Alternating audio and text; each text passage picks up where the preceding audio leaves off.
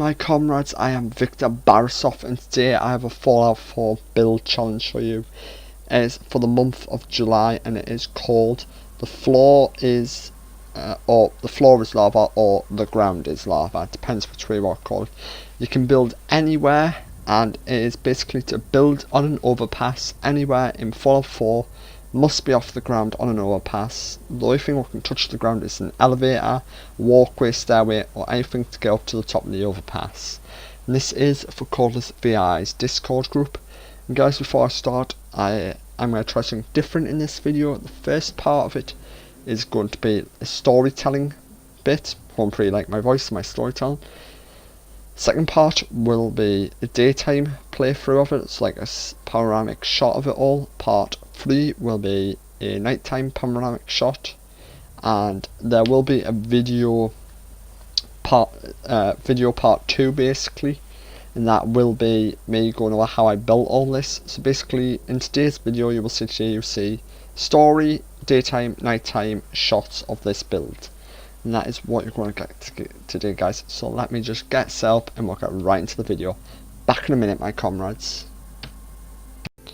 Years after the lone wanderer ventured out of Vault 111, she found the Commonwealth and Boston area to still be embroiled in a war, just like the Great War. But this time, it had a new enemy. The enemy was called the Institute. And she was also trying to find her son. What would lead to a hard decision. She joined the Minutemen and became their general. But when she did that, she led them to a victory or would see her own son killed and the Institute destroyed. After doing this, she sought victory over the Institute with nuclear fire. The Institute was no more, just a pile of ash and radioactive wasteland. But once this had happened, the railroad fled far and wide as they seen they were no longer needed, and the Simps were being gunned down and eradicated by the Lone Wanderer. In this process, the Lone Wanderer arrested and trialed Preston Garvey on crimes of being a spy and a simp. He was taken to the castle and executed, and his body disposed of at sea. Nobody ever knew he was a simp or not. But after that, the general decided to lead the Minutemen on one last push, what would see the Minutemen dissolved and the Bruja Steel in tatters. The attack happened at the Boston airport. Alder Maxon fell in battle. Bruja Steel's soldiers fell as well. The remaining troops, with heavy casualties, boarded their Zeppelin and fled back to the capital wasteland to regroup. Who knows if they would ever come back? Years to come, possibly days, who will know? But after this battle, the Lone Wanderer decided to leave the Minutemen, and the Minutemen dissolved and vanished to this existence. All main factions were gone. As she saw her travels south to west, east to north, wherever the roads took her, she started following the overpasses and remembered in Nate's old journal. It said the Boston National Guard had set checkpoints on motorways and overpasses. So she followed it until she found one, what was completely blown up and destroyed and isolated. Most of the harbour was destroyed when she found it, and the overpass was buried in the harbour. It looked like a communist submarine had attacked it with nuclear-tipped torpedoes, bringing it down, and then launching its missiles onto the Boston area. The other half was blown up by the Boston National Guard. Ascending the motorway and the highways to get to the overpass, then swimming across the ocean, she climbs the overpass.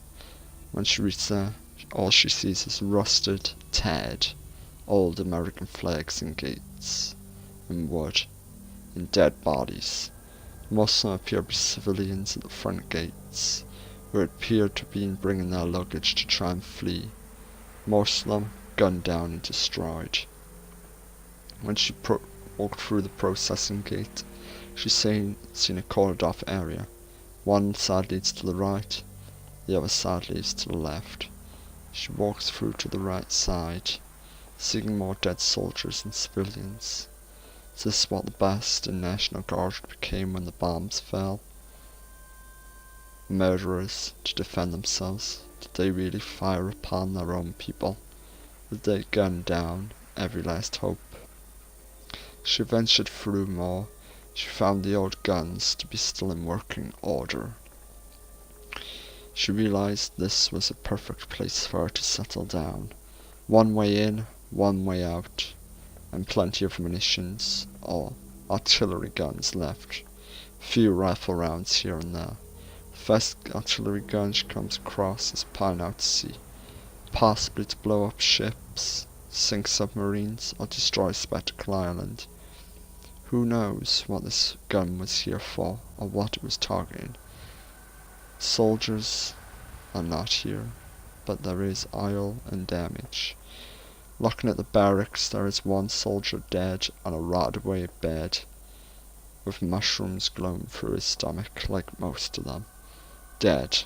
Radiation poisonous? Killed each other? Who knows? And then she finds an old ICBM missile launcher. Could this have been used during the Great War? It mustn't have been. One missile still loaded in place. Soldiers dead around it, overgrown and rotten. Nuclear launch keys still sit in the cab briefcase on top.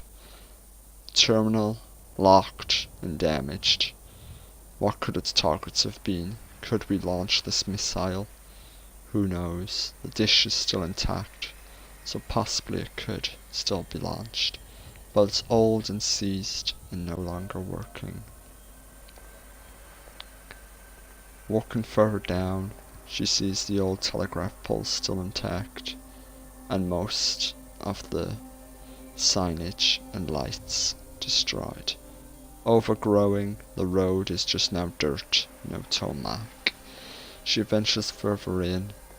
She finds an old APC crashed on its side, going through the railings. Someone trying to flee, shot at. Who knows how this ended up like here. Walking forwards, an old missile carrier, bringing munitions to be launched into the ICBM launcher. A mute fruit tree now grows through the middle of it, stopping it in its tracks. Possibly a good source of food for years to come. Overgrown and destroyed, it appears the vehicle no longer works. The soldier who manned it is dead on the ground. Turning back to face the main checkpoint, more soldiers dead by the gates. A tank precariously parked, or possibly driven over the edge by madness. Who knows what happened to the crew in here, but one swift push and it would go into the deep ocean, never to be seen again. Best leave it where it lies until later on. An old medical truck. A poor old soldier lies dead. Radiation poisoning? Who knows what killed him? All we can do now is keep looking, see if there's any remnants of anything here. A soldier lying on his barracks as well, dead again. More moss, more dirt. Another gun, but this time pointing towards the Boston city skyline. Could this have been used to level most of Boston if it was ever fired? There was some damage down on the harbour while I seen when swimming here. Could they have really bombed the Boston harbour area as well? Did communist soldiers get onto the Boston harbour? Is that why they fired? We'll never know what happened here. Only the dead can tell that story, and we cannot bring them back to life. Another APC at the gate. Soldiers lying next to it. Are these the soldiers who were ready to open fire on the civilians? We do not know. More dead troops. More soldiers dead. Radio equipment and broken TVs. PA speakers. Wonder what message they were blaring out before the bombs fell. I would love to know. Was it a message of hope and safety? Or was it a message saying stay back or we will shoot? It must have been the second one, as they did blow up their own bridge, their own motorways, their own overpasses. The other half was destroyed by communist submarines. Appears the bridge ends near the airport. Looks like they did blow the rest of it up. I guess Nate's journal was right. The Boston National Guard was ruthless. They did not care who lived or died, just as who won. Looking at this motorway, I'm surprised it's still standing. Completely overgrown, trees, grass, moss, everything. Another gun, pointing more at the city. More troops dead. Looks like these troops were ready to fire at a moment's notice. Lay waste to the city. A couple of the buildings it's facing is missing its tops. Could this gun have blown up the tops? Who knows? The generator, still working. Lone Wanderer managed to turn it back on. Coughing into life, it produces power till the remaining lights won't work in the base. And what remained? A soldier inside a purification pod what no longer works. Looks like nobody made it out here alive. An old chimney spewing out smoke from our new home. More troops dead by the generator. Looks like they were trying to keep the place occupied and ready for war. But we all know war always equals death. The Lone Wanderer learnt this the hard way by coming out of a vault into a destroyed world fought by nuclear weapons, then reenacting that war by destroying multiple sides. Was she right or was she wrong to fight a new war? What had she become? Had she become the monsters like of the pre-war government and destroying half of humanity in the name of peace by getting rid of the Institute, the Minutemen, the Brother Steel? Who knows? Another gun piting over the military base, an entire site leveled and destroyed. Maybe this gun was used the most, destroy the government it was sought to defend, possibly trying to destroy the nuclear stockpile there. Who knows? A soldier lying next to his burnt out power armor now is fully functional and working. After years of working on it, it was fully functional. Lone Wanderer set about growing crops here. A few of them grew, like the mute fruit tree, and carrots and brain fungus, but all sought for her to keep alive. She set up a water tower, what pumped out water from the dry riverbed down below, bringing up plenty of food and water. Well, mainly water.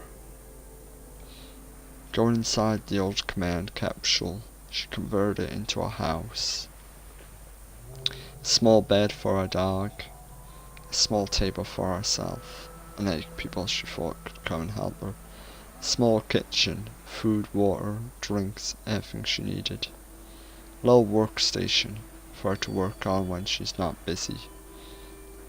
Milk brung by local traders when she would go to the Boston markets of Diamond City or Bunker Hill, if they weren't too scared of her. She had a small bathroom still working.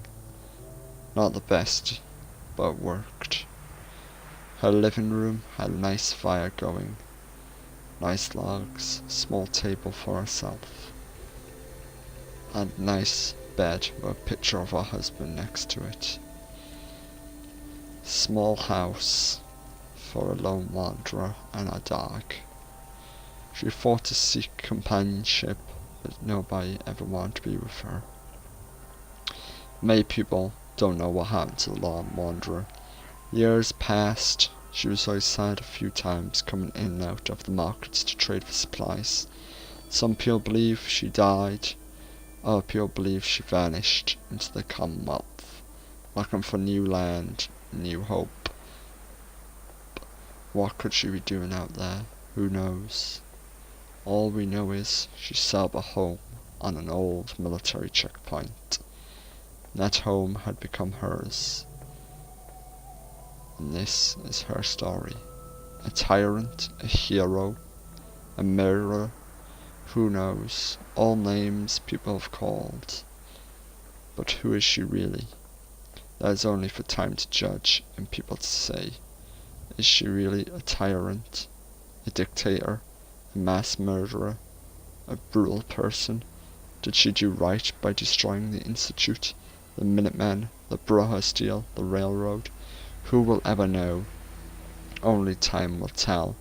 But for now she rests in our beautiful little home, overlooking the airport, the sea, and the Boston skyline. She will live here for many years, or did she wander, eventually, as her name gives her, the Wanderer? Who will ever know?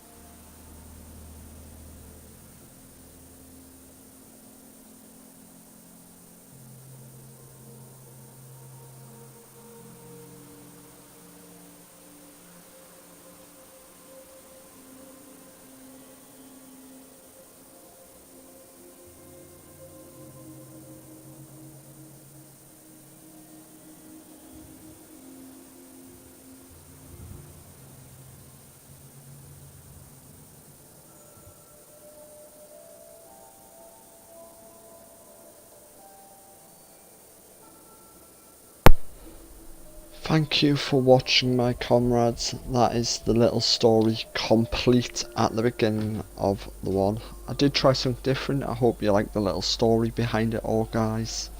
If you like the day and night shots, that's what it looks like during the day and night. This, as you probably could tell by thinking, what is this I'm looking at? Basically, I hand built this all by myself. The ground, the path, the dirt, the vines, the trees, the moss, everything was placed into this map by myself, and I can say it was the world's most tedious, taunting task ever. And if you're wondering how I got the overpass to this location, guys, what is, well, right next to Boston Airport, I basically spawned it in with console commands on PC. Let's just say it's not easy getting these things lined up in self-correct. This is made up of 2 pieces and 2 ramps at the end, so 4 bits altogether. Then I laid a dirt road and different bits like that, guys. But if you want to know more about how I built in the rest, I am going to do a part 2 to this, what is me going over individually how I built this overpass in different pieces. So please stay tuned for that video later on, guys, and I will show you how I built it later on. But guys, if you like this video, give it a thumbs up. If you didn't like, give it a thumbs down. If you have any other questions at all, guys, put them in the comments below and I will try and answer them to my best ability I can, guys. But until next time, guys, I am Victor Barisov signing off. Until next time, guys, bye.